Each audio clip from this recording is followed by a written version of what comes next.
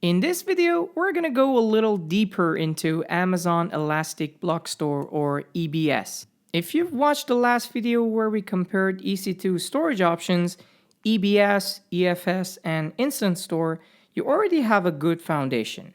In this video, we'll build on that by focusing specifically on EBS. We'll recap its main features, explore the different types of volumes, and take a closer look at Snapshots feature. Okay, let's get started. We talked earlier that EBS is your reliable long-term storage for EC2. Here are some of the key characteristics that we discussed earlier. We said that unlike Instance Store, where data disappears if the instance stops, with EBS, your data stays put, safe and sound, until you decide to remove it. If you need more space, you can easily expand the size of your volume on the fly without shutting down your instance. It's like upgrading your hard drive while your computer is still running. At any point, you can capture the exact state of your volume and roll back later if needed.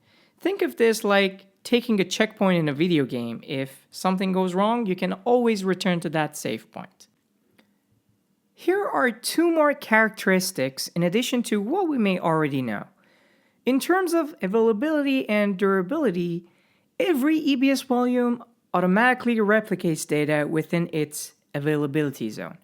That way, even if a piece of AWS hardware fails under the hood, your volume is still safe because the system already has redundant copies in place. In addition to their durability, EBS volumes are specific to each AZ. When creating an EBS volume, you'll be prompted to select your desired AZ. So remember that you can't attach a volume in AZ-B to an EC2 instance located in AZ-A.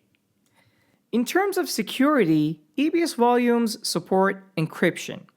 You can encrypt your EBS volumes and snapshots to have an optimal security, and encryption ensures that all data written to the EBS volumes is protected before being stored on AWS's infrastructure.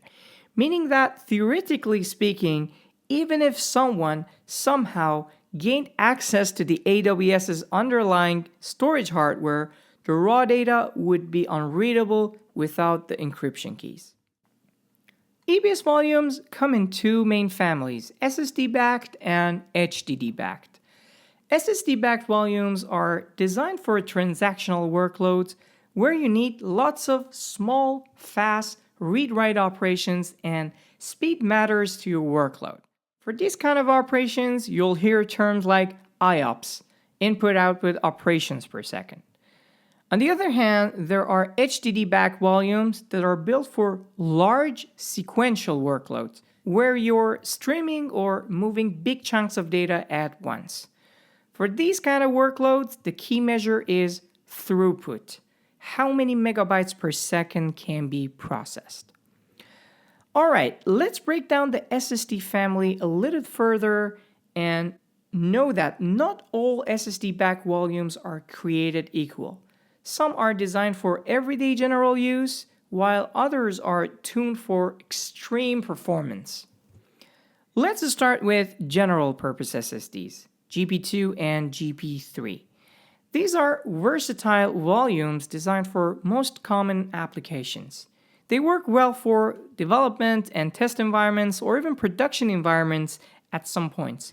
Generally, any workloads that require low latency and steady performance. Next, we have the provisioned IOPS SSD family IO1 and IO2. These volumes are intended for super high performance workloads such as large-scale databases or applications that demand very high IOPS and consistent sub-millisecond latency. Now here's a pretty cool feature to these types. AWS does a little bit of magic with provisioned IOPS SSD volumes. Unlike the usual case where an EBS volume can only be attached to a single EC2 instance, these special SSDs can actually be multi-attached.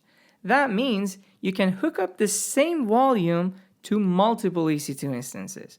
But remember, this only works within the same AZ. And don't confuse EBS multi-attach with EFS. EFS is the true shared file system across multiple instances and AZs, while EBS multi-attach is just a special SSD trick within one AZ. Alright, moving on with HDD-backed volume types. Throughput optimized HDD or SD1.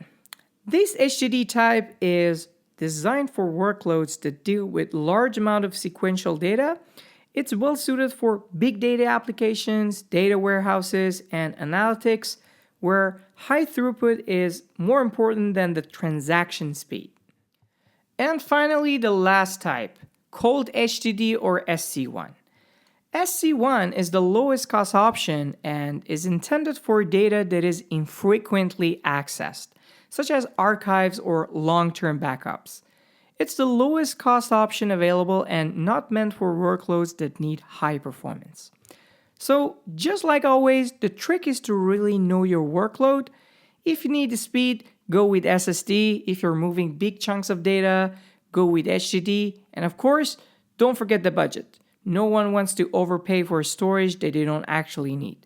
Plan smart, match the right volume to the right job, and you'll save yourself both headaches and money down the road. Finally, let's talk about snapshots, which are the most important, valuable features of EBS. A snapshot is essentially a point-in-time backup of your volume. It allows you to preserve the exact state of your data so that you can restore it later if needed. Snapshots are incremental by design, meaning that after the first full snapshot, each subsequent one only saves the changes since the last backup, which reduces the storage cost and speeds up the whole process. You can quickly create a new volume from a snapshot or even launch a new EC2 instance that include the data captured in that snapshot. Snapshots can be shared with other AWS accounts or even made public, enabling collaboration or distribution when appropriate. They also can be copied across AWS regions, which is especially used for disaster recovery strategies or meeting compliance requirements. Alright, that wraps up our deep dive into Amazon EBS. We revisited its core features, looked at the different volume types, and explored how snapshots keep your data safe and flexible. Thank you for watching. Please don't forget to subscribe to our YouTube channel, and I'll see you in the next video.